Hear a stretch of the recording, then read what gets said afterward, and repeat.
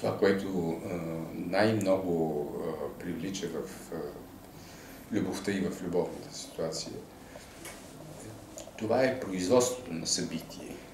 Затова, защото любовта е определено събитие. Събитие, затова, защото представлява един вид преминаване на граница. Преминаването на граница е нещо много съблазнително.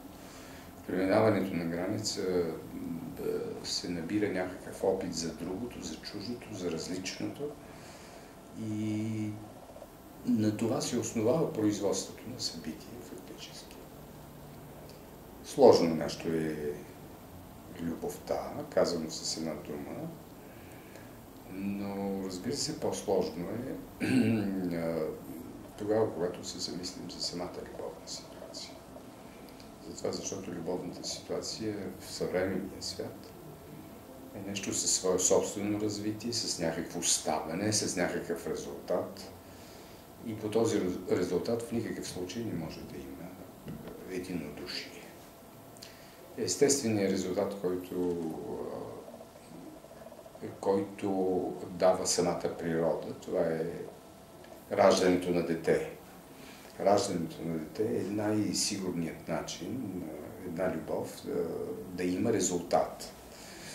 Обаче и много други раждания, в зависимост от хората, в зависимост от културата.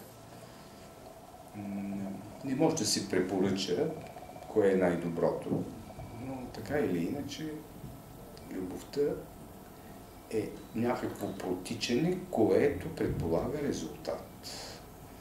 Тогава именно се казва, че от любовта има смисъл или няма смисъл. Любовта със смисъл е любовта с резултат. Най-лесният резултат това е да не се изпусне шанса, когато се обича друг човек, това да бъде използвано за познаването на този друг човек, което да бъде по-пълно.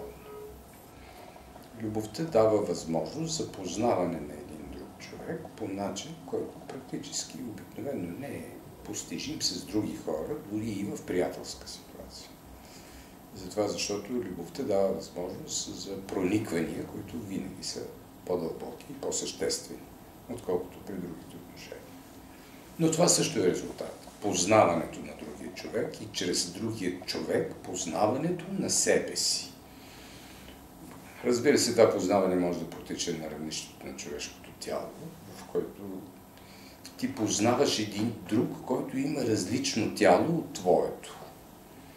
Тоест, познаваш това, което нямаш и в същото време познаваш функционирането на това, което имаш, което само по себе си изглежда нефункциониращо, недействащо.